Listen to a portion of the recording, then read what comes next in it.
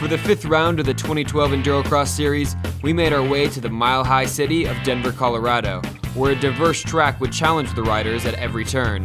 This one's pretty cool. I mean, I think the guys from Shaper Tracks have been doing a good job of making it really racy and not just super technical where just the trials guys have an advantage or something like that.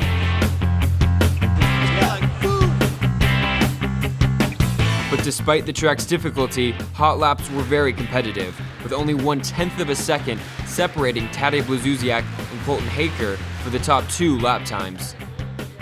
In the hot lap, I just got focused and put down a good lap, got second, and it's pretty close to first, so try to just stay on that same routine, do 6 hot laps for the heat race and then 10 hot laps for the main event, and should be good.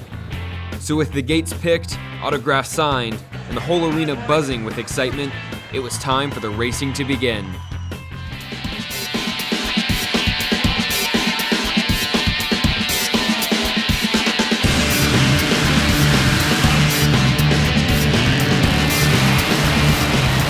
In heat number 1, Taylor Robert got out to an early lead and easily secured his position in the main event, along with Kyle Redmond.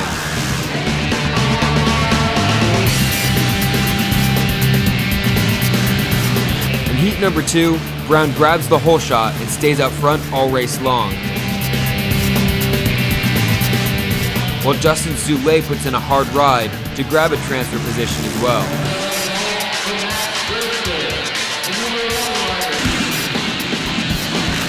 And in heat number 3, the number 25 of Max Kirsten gets the hole shot, but is quickly passed by Cody Webb and Taddy Blazusiak, both of whom transfer directly to the main events.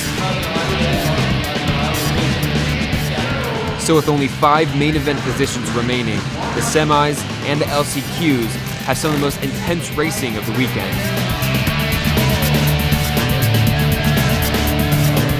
Colorado local Kyle Calderini takes the win in semi number 1, while Corey Graffunder and Colton Haker battle all race long, only for Haker to go down and Graffunder to get out front in semi number 2. Meanwhile, Gary Sutherland passes Geoff Aaron on the last lap to take it in semi number 3. In the last chance qualifier, it's Wild, Wally Palmer, and Geoff Aaron that take the final 2 transfer positions, leaving such talented riders as Colton Haker and Desiree Abbott out of the main event.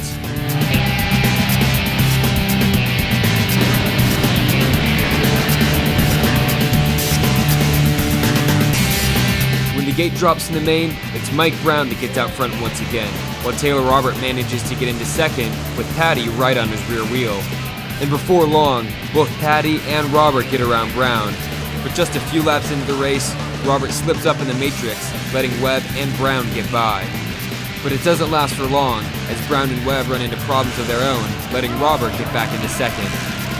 Meanwhile, Geoff Aaron puts in an incredibly solid ride to secure 4th place, and Justin Soule managed to stay in 5th, despite losing the use of his front brake on the very first lap. With yet another dominant victory by the number 111 of Taddy Blazusiak, the talented Polish rider extends his series lead, while Robert moves into second and Brown into 3rd. Yeah, the main was pretty good. I didn't have the best of starts, that's for sure, and I was struggling all day with my starts. But yeah, I got around a few guys in the first few corners, and I got up to 3rd place by the 2nd corner. So that was good. And then I just started racing Brownie and Taylor, so that was good. And by the end of 2nd lap, I was leading, and just from that point, I pretty much controlled the race and focused on my lines. And I've been just putting some solid laps into it, and it was going great. It was great to end up winning with 22nd, with 20 seconds in the second night. So super happy and really looking forward to the next race. I just want to be able to minimize the early mistakes, because I know I have the endurance to ride hard the whole time, and I didn't make any mistakes at the end of the race, which is usually how it goes for me. So if I can minimize the mistakes in the beginning and just kind of stay there with Taddy, or maybe get the start on him, then really just kind of push hard in the beginning. And I think, obviously Taddy's not unbeatable anymore, because there's been a couple other winners this year.